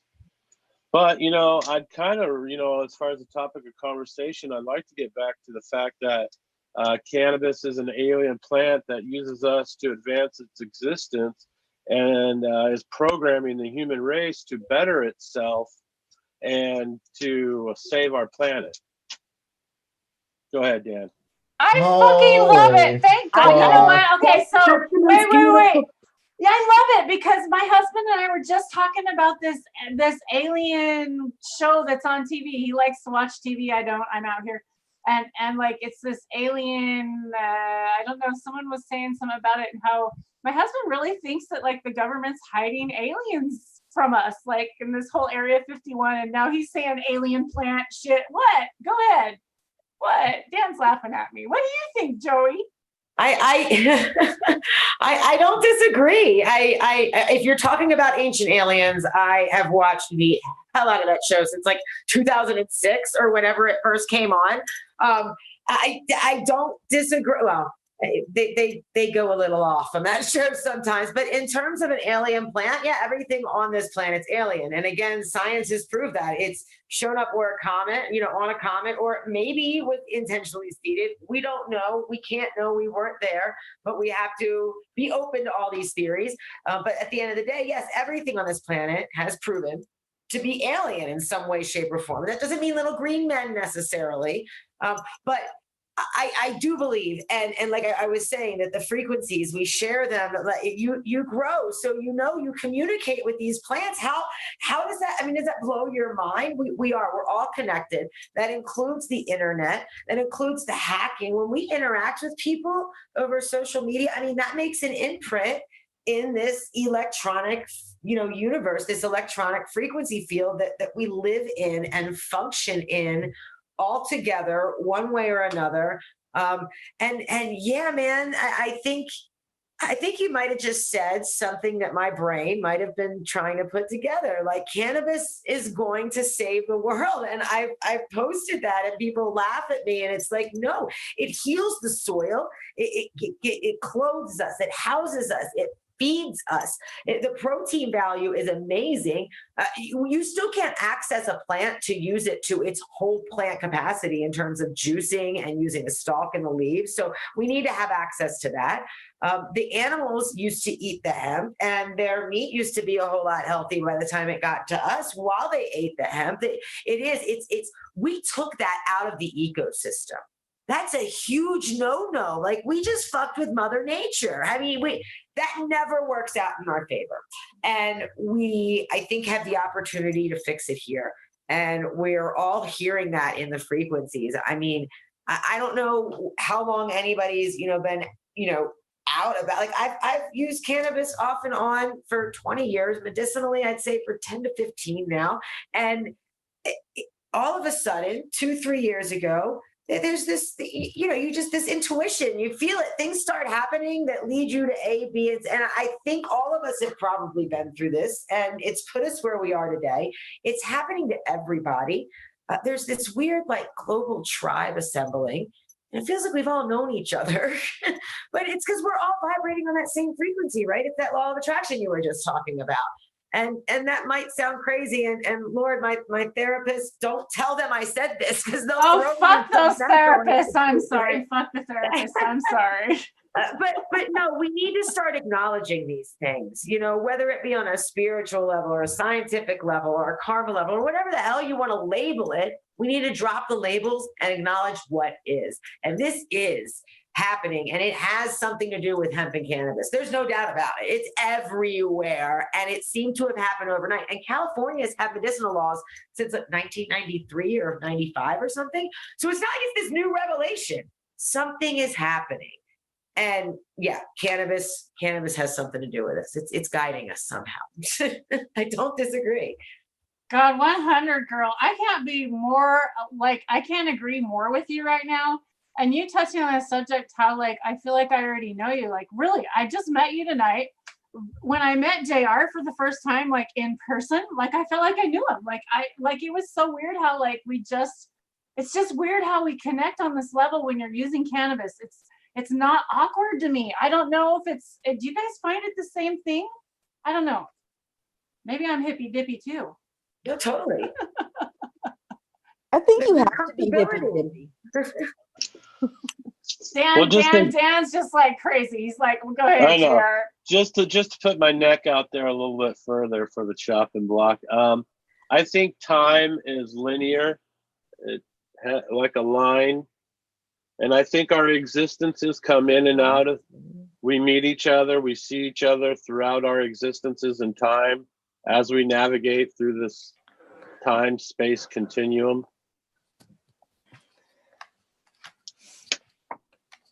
So I guess what I'm trying to say is I'll see you again, my friend. Come on, have an open mind, Dan. Dan, I'm going to see you again, my friend. I'll see you again. Well, okay, but wait. But wait, let's talk about, he's already in the future right now. I am mad at you, really motherfucker. Gonna go weird on time? Right. Yeah, he's already in the future. He's already before us. What? Listen, that's really weird. I don't disagree with the essence of what you're saying. I just disagree with the specifics, maybe. You know what I mean? I mentioned this in my film, and I said this to Steamsland, is that, you know, don't you think it's fucking, there's something to the fact that cannabis has aligned itself with the smartest being on the planet that can accelerate its genetic progression to faster than anything else on the planet, right? Maybe, potentially, the genetic acceleration that cannabis has been able to incur thanks to its alignment with us is unlike any plant that I've seen or any species. So it seems to be doing a pretty fucking good job at that. Now, I don't know, you can slice that up and say it's a fucking alien. You can say it's, you know, like people like Terence McKenna talks about the mushroom, you know, mother ayahuasca, and you can do whatever you want to it. I worry about ideologies because it means that if you fully think that cannabis is going to save the planet, you might be blind to it, to being critical to cannabis, which it does have its flaws. It's not perfect. People can overuse it, you know. I'm sure you can fucking die from it. I mean, who cares? There's obviously it's relatively safe in that realm, but I'm sure it's got its problems. I fucking love it, but I try not to think of, again, with the systems and coming back to the hacking and just trying to tie everything together. It's a multivariate equation. Everything, you know, if you're trying to solve it, everything's multivariate. When you sit there and go, oh, I've got the answer, there's never really one answer. It's multivariate. There's all these little things that make up what you're trying to solve. And chances are... Okay, that's bullshit, because I'm sorry, my mathematical teacher said there was only one answer and I was always wrong. Well, yeah, but that's, no, but okay. So that's obviously talking about maths, which is quite an important... Fucking Jesus. Yeah, you're right. It's about balance. I mean, there's nothing on the planet that is either all good or all bad. And we have this problem as human beings in the society that we've created to decide that if X, you are good or bad. And it's just not that way. Just because you go to church doesn't make you a good person, doesn't make you a bad person either. Just because you use cannabis, just because, and we need to find that balance. And I agree with you. If we're too, you know, stigmatic about cannabis, we don't want to create some sort of religion where, you know, everybody's worshiping a goat or their firstborn one day to their biggest cannabis plant. But we need to acknowledge that about everything. And even in the activist community, and I say this so much, I'm not a pill shamer, because there seems to be this big, like, oh, pills are bad and fuck alcohol thing going on in the cannabis activist movement. And like, I can't co-sign on that. If you guys can do that, like, man, I'm not a drinker. I couldn't drink a beer and then go in and function I couldn't talk to you like this, okay? But I know plenty of people that can knock back a 12-pack and do this. So they're different than me. And it's all about knowing that, finding the balance and not going too overboard on any one thing or the other. You're right. Yeah, just not judging one another in social acceptance, just accepting one another. And like, you don't walk in their shoes. You do not know what they do on a regular, you know nothing about them, but yet we go and comment on these threads on social media because we think we know them, right? Or how their growing style is. I can't believe all the arguments on social media about stupidest little things. Like, oh my gosh. But if cannabis is a fucking alien, JR, what planet? Oh God, what is planet? She from? Here we go. Oh shit, we're going down a rabbit hole. I know it's not from this solar system, so it's got to be somewhere out in the Milky Way. Like how far away? Or is it in a different time zone? Or what was the line thing? I really don't understand the time thing you were saying. Wait, that time is linear. You know, you look at time linear, there's before, there's what's now, and there's what's after. Like, you know what I mean? Past, present, future. Yeah. There's like a line. Yeah. And our energy is spiritual energy that intertwines through that space and time. And we see each other all throughout this physical universe, in different inhabitances. And we run into each other all over the universe, all over throughout time. And we're just all beings on It's kind of like we're on a ride, Treadmill. amusement ride. We're on Earth, our experience here on Earth is like on a roller coaster. There's a starting point and there's an ending point, and there's all the thrilling shit that happens in between. And after we're done with that ride, we get off, and then we go and we jump on another ride, and we keep doing that on and on throughout time. And that's how I kind of see things. I don't know. And I relate a lot of that to my experiences with psilocybin and cannabis. For me to come to those realizations in my own brain, whether right, wrong, or indifferent. You know what I mean? That's how I've come to cope with my existence here on planet Earth, in this solar system, in this galaxy, in this universe that I am physically a part of right now at this moment in time. And I gotta say, I'm You having a lost great me time. somewhere. We're joined to You talk lost me about this. somewhere around. Well, I love the fact that he brought up psilocybin and mushrooms, because like I really think that's the next step in the next journey of my life. I think that that's like definitely where I feel like my heart and my destiny is kind of pushing me towards right now. I feel like I look on the internet, I come to YouTube, and I find these mushroom things about growing natural mushrooms and edible mushrooms that are not necessarily psychedelic, and how the other ones and the herbal ones that you cook with that can heal you and also help you. We need to be open to so much more things that I think we've been closed down by our forefathers or whatever, whoever's wanted to sell us the next best greatest thing, and they haven't let us remember what the natural of our ancestors have done. And I think that this plant's just teaching me to, you know, really grasp onto my roots and dig in and really, you know, find out what this is about, what this earth really, what I am doing here again, you know, like I don't know, it's like I'm on a new journey, a new life. I think this is something that goes in cycles, like everything else in life. You know, there's going to be generations, or maybe not generations, but like centuries will go by. But I think this sort of thing is going to happen over and over again, where people are going to go one way and then it's going to go back the other way. I don't know, because I've seen sort of a trend in that kind of respect. The old becomes new and the new becomes old. I mean, I think that's kind of in line with JR's roller coaster theory. Yeah. Your ups and your downs, and then you have these periods where everything's just kind of hunky dory and okay, and but nothing is permanent. That's, I think, what I've learned in my 36 years of existence. The good, the bad, the ugly, the beautiful, none of it's permanent. So we need to appreciate everything, even the bad. Exactly. My PTSD is from a sadistically, viciously abusive relationship. Okay.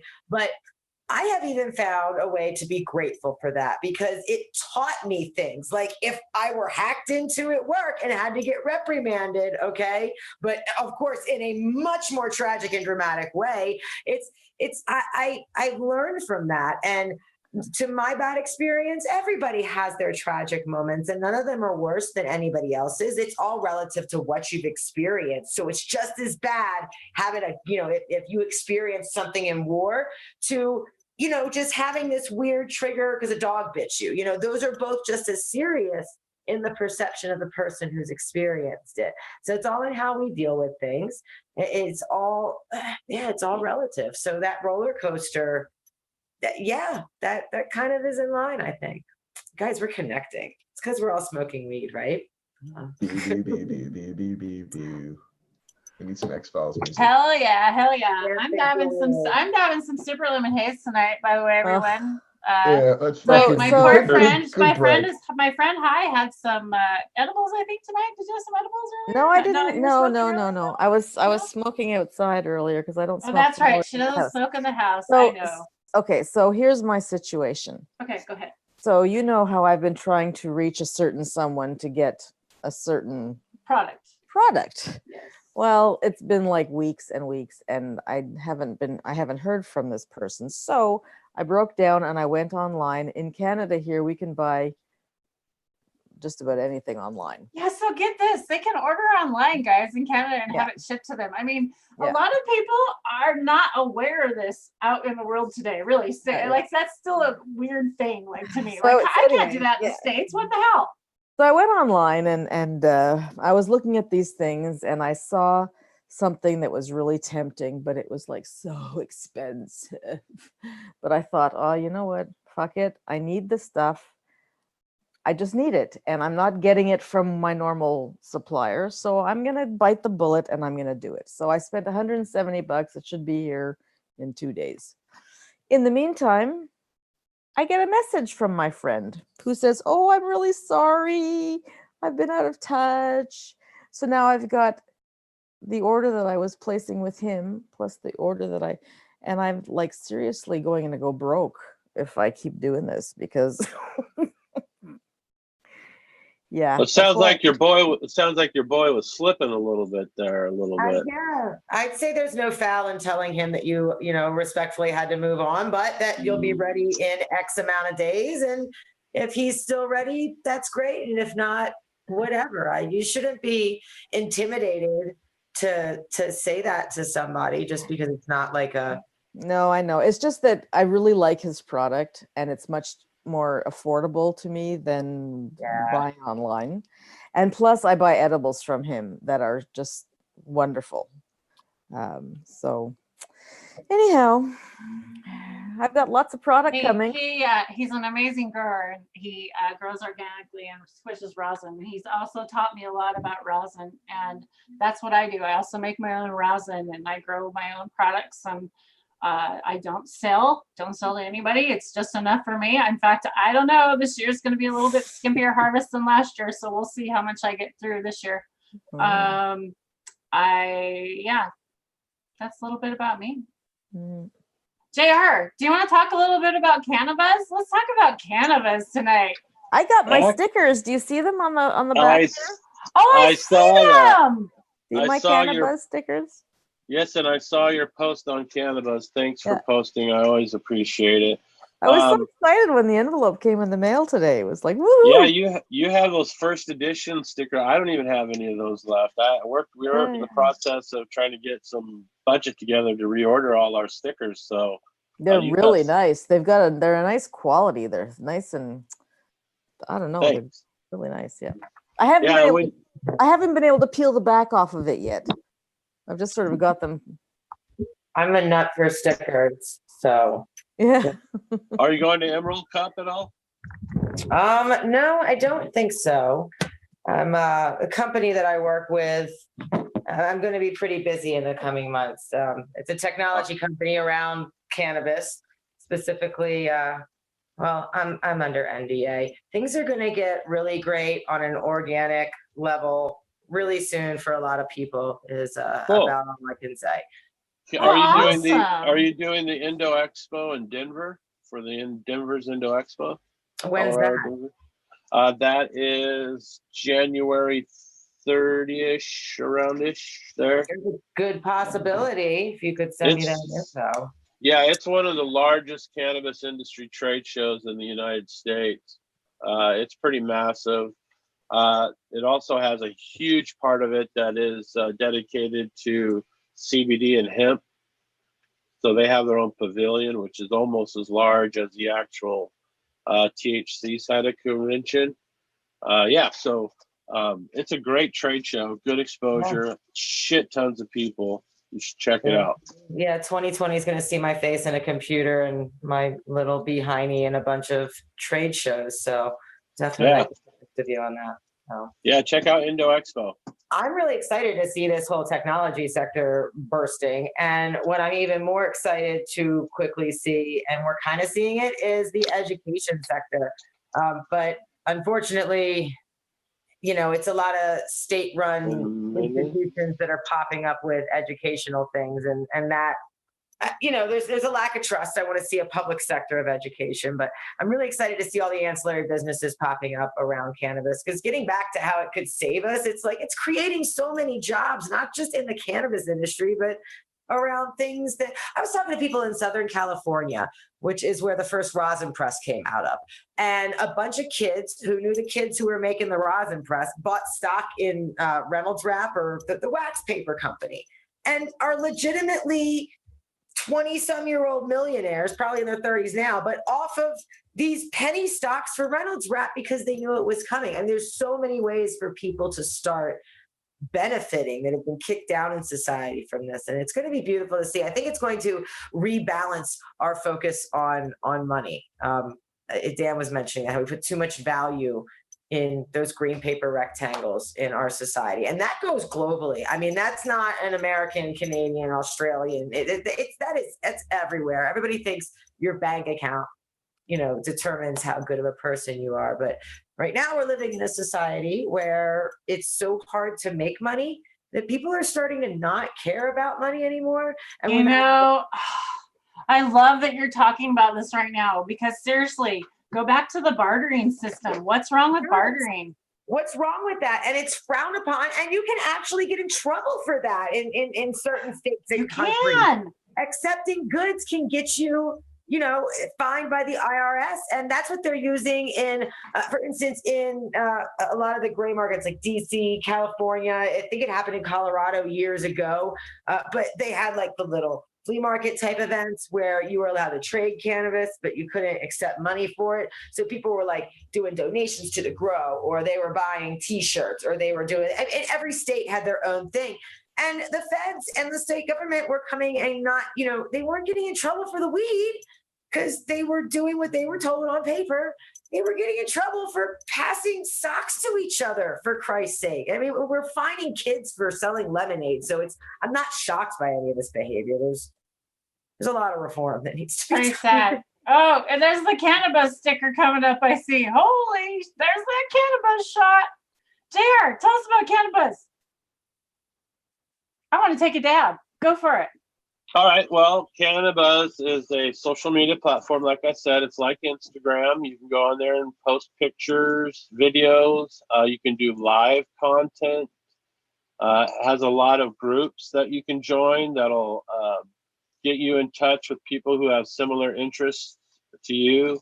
If you have a message or a cause that you're fighting for and you want people to hear about it, it's a great platform to get your message out, not just to people in the United States, but to people all over the world. We've got, I think, 9,700 users right now. We're just short of 10,000 users worldwide. We've got people from New Zealand all the way up to Ireland, and from Brazil all the way up to Canada.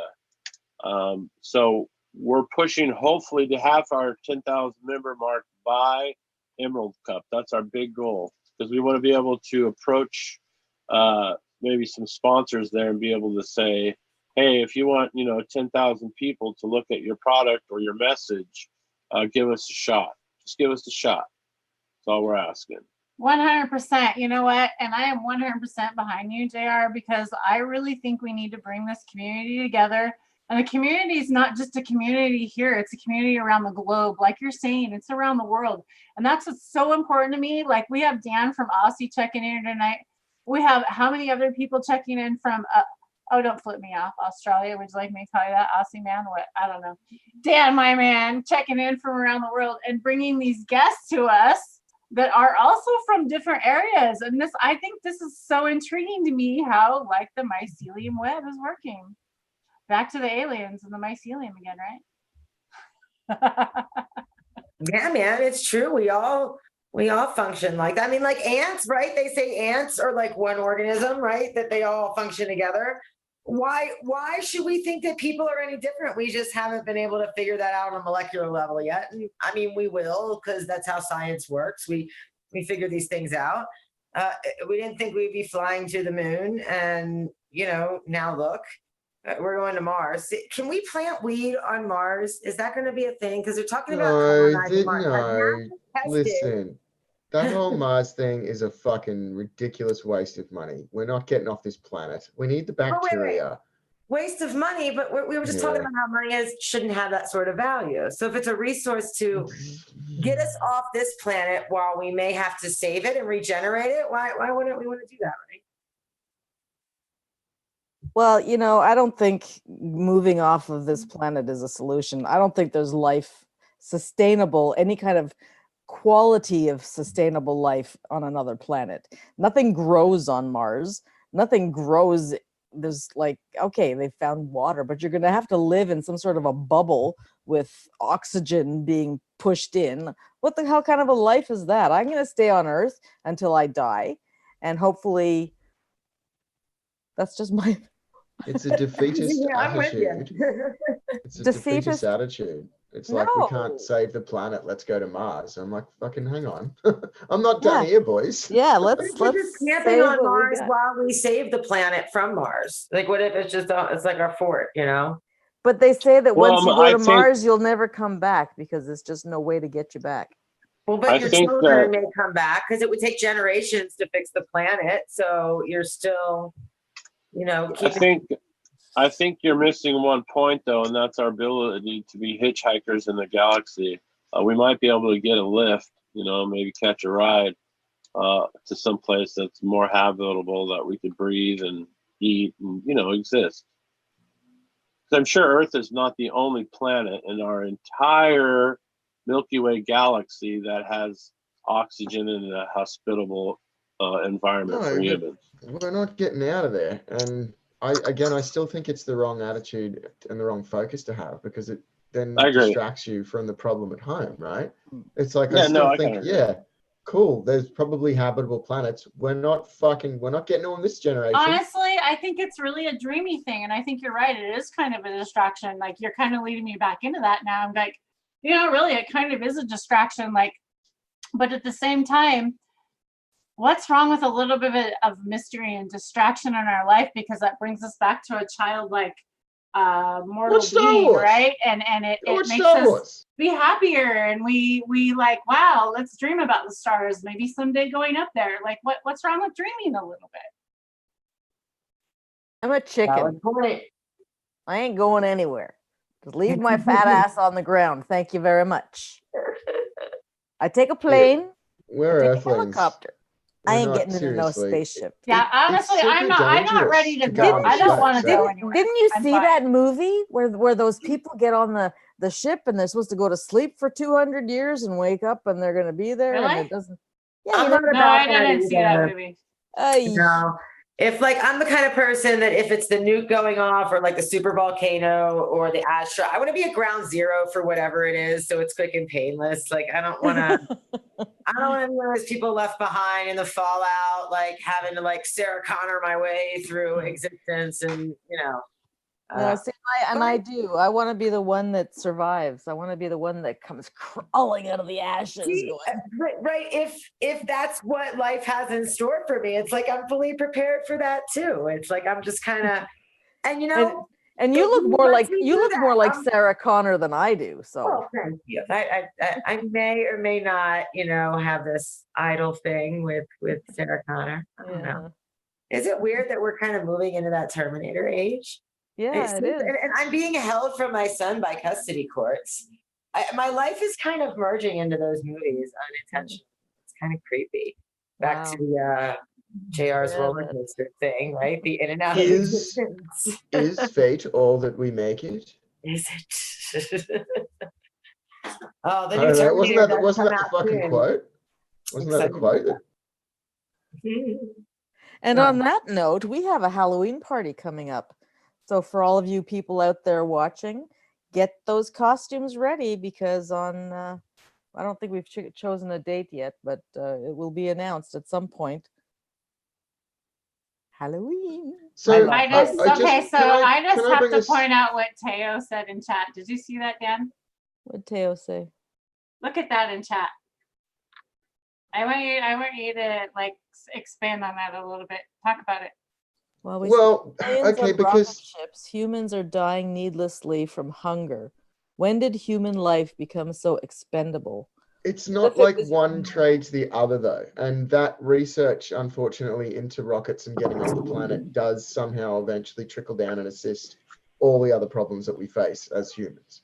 So I just look at that as, well, they're just completely different and separate from each other, those issues. And, you know, one doesn't exclude the other. It's not like money that they didn't spend on the fucking rocket was going to be spent on saving world hunger that year. No, it would have been put somewhere else. But that's the problem. That's the problem with society. You know, They shouldn't be doing, as far as I'm concerned, with all the other but more it's important trickle issues. down.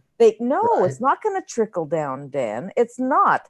Not in the way that the world needs it right No, now. but it We does. need- Let me explain. Right? No. So, like, Not enough. Yeah, sure. Well- I'm not saying that it doesn't at all, but not enough. If we had an infusion of cash in the areas that really need it, and you know, these stupid, when I hear about, you know, the frivolities of millionaires and how, anyway, let's not go there because I'm getting but see, upset. that's what I'm trying to No, say. no, hi, is that if please, you- because no, please go there because actually that's a lot of us think this and won't freaking physically talk about it or speak out about it because we're not supposed to, right? We're not supposed to have that type of passion. So please speak freely.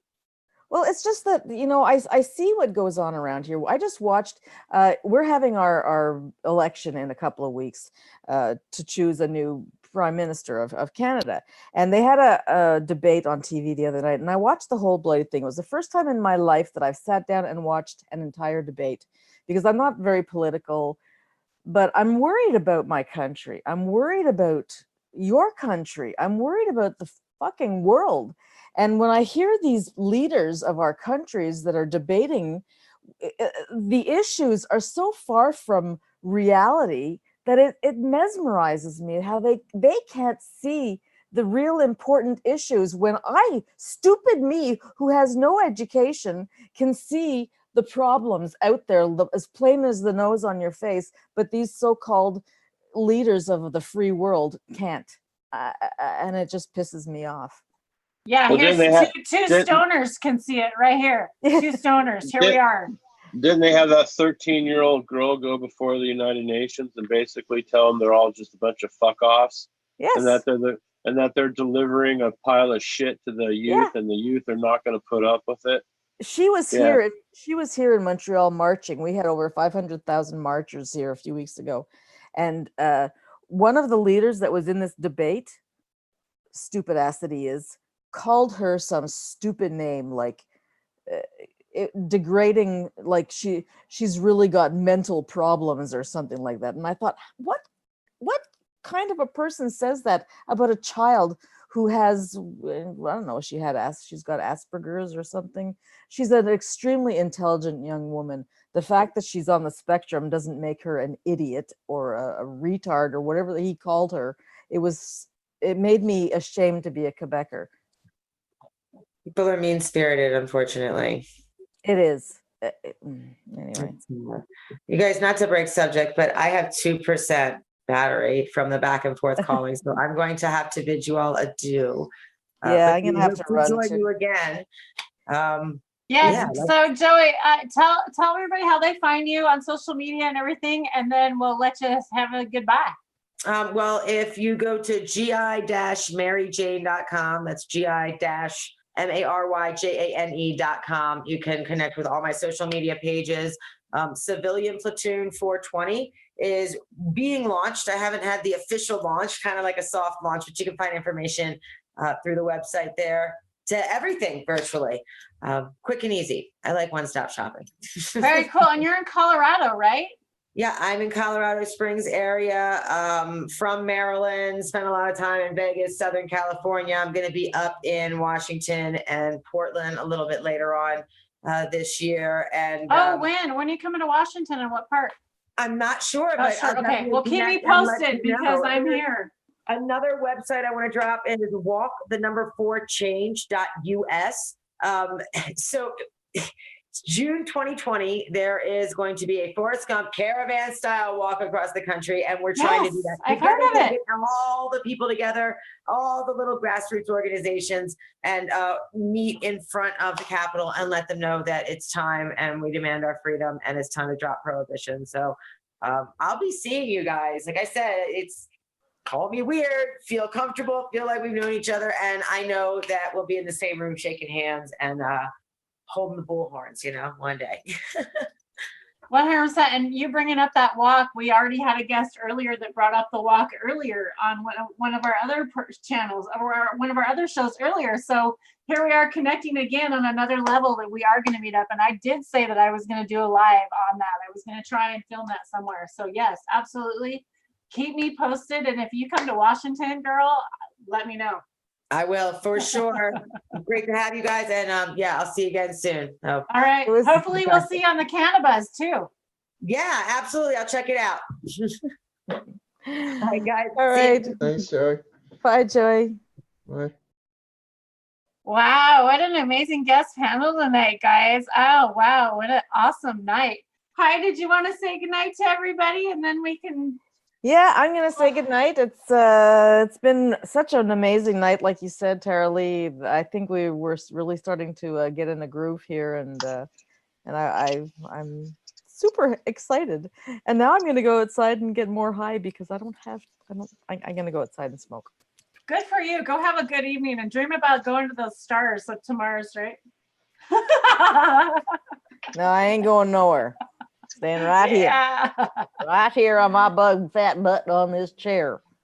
Did you, oh, by the way, talk about your harvest. Did you get your harvest in? We didn't talk about that. I got my harvest in. It's hanging up. I was chatting with a few people here and they were telling me how if I have 4 plants, I should get 4 pounds. I'll be happy if I get 4 ounces. So, but no, our baby plant. She started late though, guys. She's a first-time grower, and she started really late. And actually, my plants aren't as big as they were last year either. But hi, I'll let you go ahead and say goodbye. I'll tell about my stuff so you can get on. You're 3 hours ahead of us, and you got to work tomorrow. That's about it. So I've harvested. It's been drying now since Sunday. I've got it, the temperature and the humidity. It seems to be okay. I'm following all the tips that I've learned along the way. So fantastic. Yeah, and I did your dryer sheet trick, and it seems to be working. Although he wasn't impressed. So oh well. It's only for that's another story. What's that? It shall pass. What were we saying earlier? This too shall pass. Yeah, this too shall pass. Yeah. This too. I don't think this is gonna pass, but something's gonna happen. Something will give. So good night, everybody. And love you, girlfriend. And it's been awesome hanging with you. Thanks for joining us, and we'll see you again. We'll see you all again next week. Thanks, everyone. Thank you all for chatting with me. It's been great. Good night, all. Bye, JR. Bye, Danny Boy. Danny Boy. Oh, I like that name. Hashtag Danny Boy. Oh, shit. Oh, shite. I kind of like that. Danny Boy. Is it in a boy in a bush? That was really bad, huh, too. A boy. I won't try that. Bye. Bye-bye. Danny Boy. It'd be like, good night, Jim Bob. Good night, Danny Boy. Good night, JR. We can do the Waltons out. Bye. Bye. Okay, come on, that was good. Oh, I had to laugh. I had to date myself a little bit, okay? I hated watching the Waltons when I was a little girl. Me too. My mom made me watch that. Being raised as a Mormon little girl, I had to watch all those stuff. We only had like 3 channels, lived in the country. Yeah, I was a hick. That and Little House on the Prairie. I know. My mom was in love with him, man. Dude, Michael Landon. Oh, God. My parents watched that and MASH every freaking my dad. day. Same. What was the other one? MASH, and there was another Hogan's Hero. Yeah. Oh fuck, we are dating ourselves. I don't want to talk about this. I I'm know. damn old Mesh, now. what's wrong with Mesh? I mean, I don't want to watch it at all ever again, Oh god. even a little Well, bit. that's just but it. I mean, I'd seen a there's nothing zillion wrong with it. episodes. By Yeah. the time I was 12, I'd seen a zillion episodes already. You know, it was a publication or whatever. Could You you know, imagine if we or would have had syndication. YouTube? Could you imagine if we would have had YouTube then? Like what our Oh. childhood would have been like? I mean, kids don't really know what it's like today. Like they really don't No. understand. Like internet was actually, you know, developed in our lifetime. Like this is new. And look how advanced YouTube is gotten already. We need to really Yeah. appreciate some of this technology and use it for the good. You know, I think it's amazing how far we've come.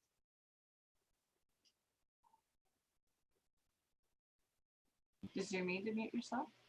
All right. Yeah. No. I'm like, did you mute yourself? Okay. Well, you know, I think we've had a good night, guys. I'm about ready to hang it up. What do y'all think? Sounds good. Yeah. Okay, how can it's everybody find you, pretty JR full-on Token? show. You can reach me at J.R.space token at Cannabis, at J.R.space token at Instagram, and also on YouTube. Awesome. And Dan, how can people find you, my man?